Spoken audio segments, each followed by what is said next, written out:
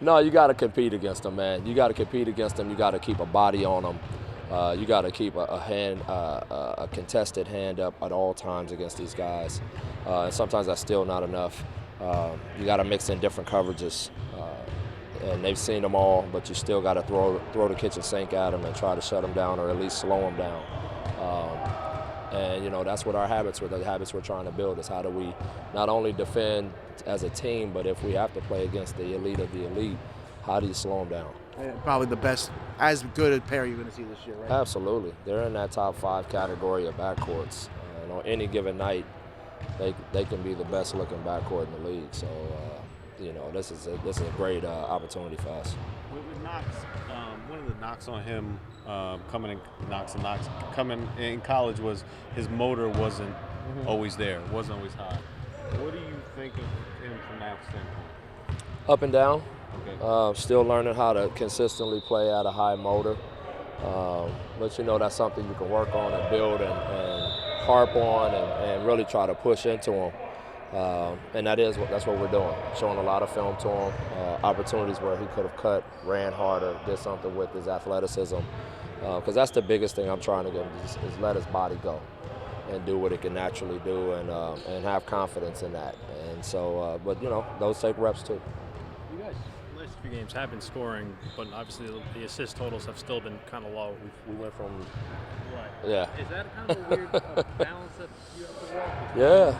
Scoring, but also wanting to develop within your offense? Yeah, scoring and then also wanting to defend. At first we were defending better and couldn't score and had no pace, and now we've picked up our pace and our defense has dropped. And that's pretty typical of young teams. When you put a little extra emphasis on one thing, they're going to do that better, and kind of the other thing will suffer. And you just keep trying to pick them both up until it all becomes habit and you get a full game out of it.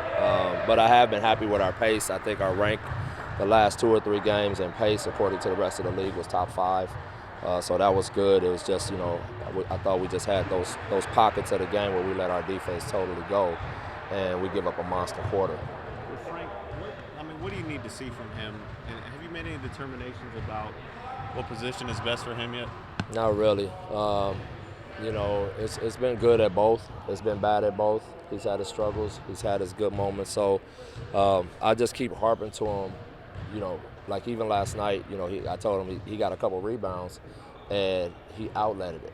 Okay. I'm like, you're still a point guard, even when you're not in that position, and just getting him because for whatever reason, he turned that off and I don't want him to.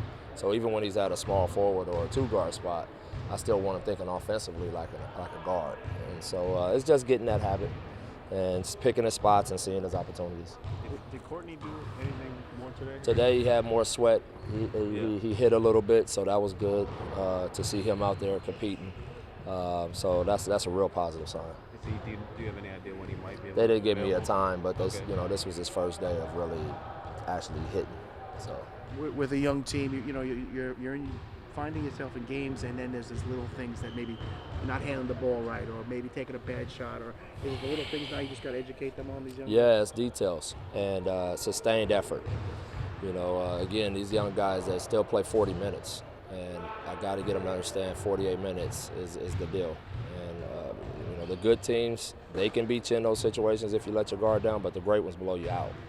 They just blow the game open if you have a 3-minute stretch where you don't play well. And especially where these teams are shooting the ball now, you can't have a 3-minute lapse and think you're going to be able to stay in that game. So those are the things we're trying to harp on, and we show them those pockets of the games and what's happening in those moments, so where the game is getting away, whether you give up a back cut or a missed assignment, like you said, turnover, poor shot, poor execution, anything, whatever led to a bad possession that we lost, we try to show them in those crunch moments. Are you worried? I mean, it's now 5 in a row. You got one of the best. I think they have the best record in the Western Conference coming up. And then Boston. I mean, it doesn't get easier. Are you worried about this snowballing? No, because it's not about any of that. It's about are these guys staying in the trench to get better every single day, and so that's our focus. We know that the win-loss category is going to change when we become a better basketball team, and so we're not putting all our stock in wins and losses right now, and our group understands that. And that's not an easy thing to come to terms with. When it comes to your ego and stuff, it doesn't mean you're accepting losses, but it just means that you have to be real about where you are. And are you willing to face that and get better from where you are? And I think our team is.